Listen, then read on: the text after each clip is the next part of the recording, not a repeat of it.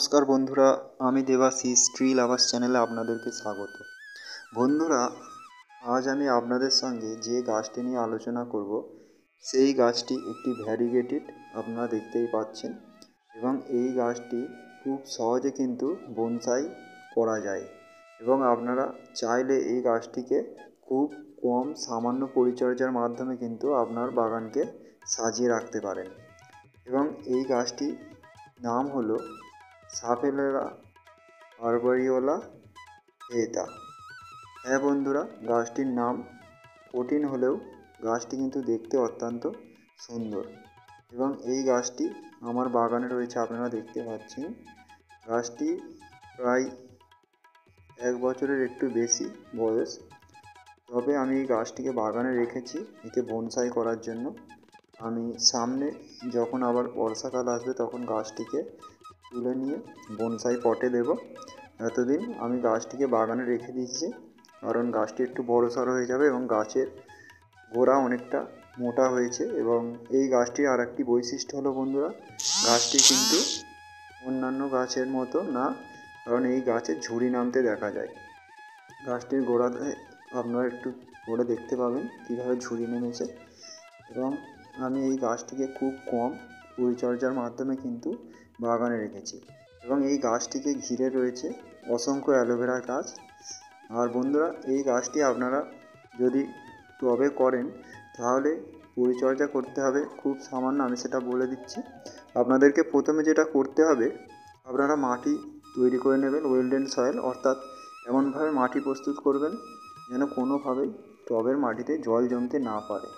তাহলে কিন্তু যে কোনো গাছ বন্ধুরা, টবের মাটিতে জল জমলে গাছ মারা যাবে। তবে এই গাছটি গোড়া দেখুন অত্যন্ত সুন্দর এবং ঝুরিও নেমেছে। আর এই গাছটি বন্ধুরা আপনারা যখন টবে করবেন তখন অবশ্যই গাছটিকে মাঝের মধ্যে পিঞ্চিং করবেন।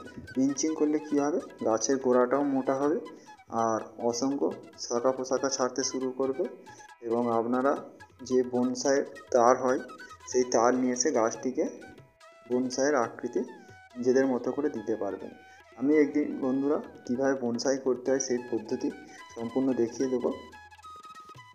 আর বন্ধুরা, এই গাছটিকে কিন্তু মাঝের মধ্যে আপনারা সার দেবেন, ক্যালসিয়াম জাতীয় সার এই গাছটি খুব পছন্দ করে। আর মাঝের মধ্যে আপনারা গাছটিতে কিন্তু স্প্রে করবেন, যে কোনো সাধারণ একটি স্প্রে করলেই হবে। আপনারা নিম অয়েল ইউজ করতে পারেন। কিন্তু বন্ধুরা, আমার বাগানে এই গাছটি রয়েছে, আমি কিন্তু কোনো রকম স্প্রে করিনি, তা সত্ত্বেও কিন্তু গাছটি দেখুন কতটা চমৎকার আর সুন্দর। এবং পাতাগুলো দেখেই বুঝতে পারছেন যে গাছের পাতায় কোনো রকমের পোকার আক্রমণ হয়নি বললেই চলে। এবং গাছটি বন্ধুরা যখন বর্ষা আসবে তখন দেখতে পাবেন এর রূপ সম্পূর্ণ আলাদা হয়ে যাবে। প্রত্যেকটি পাতা আরও সুন্দর চকচকে এবং আরও গাছটি ঝাঁকড়া এবং প্রাণবন্ত দেখাবে তখন। আপনারা বন্ধুরা খুব সহজভাবেই কিন্তু এই গাছটি করতে পারেন। আর এই গাছটি কিন্তু পিঞ্চিং করলে প্রথম থেকে ঝোপালো আকৃতির হবে, যা দেখতে অনেকটা সুন্দর লাগবে।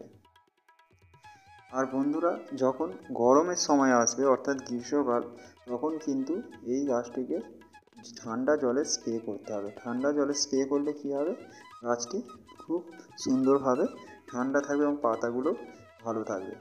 আর আমি বন্ধুরা এই গাছটিতে মাঝের মধ্যে ঠান্ডা জলে স্প্রে করি, তবে যখন গ্রীষ্মকাল আসে। যদিও এটা একটি হার্ড প্রজাতির গাছ, অর্থাৎ এতে সেরকমভাবে জলে স্প্রে না করলেও হবে, তবে যেহেতু আমরা শখের বশে গাছ করি, আমরাও চাই গাছ যেন আমাদের ভালো থাকে, তাই গাছকে ভালো রাখতে হলে ঠান্ডা জলে স্প্রে করা অবশ্যই।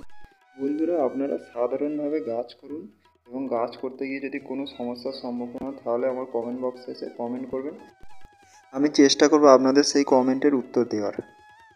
বন্ধুরা, আপনারা আমার এই ট্রি লাভার্স চ্যানেলটি পাশে থেকে লাইক, কমেন্ট, শেয়ার এবং সাবস্ক্রাইব করে রাখবেন। এতক্ষণ ট্রি লাভার্স চ্যানেলের সঙ্গে থাকার জন্য আপনাদেরকে অসংখ্য ধন্যবাদ।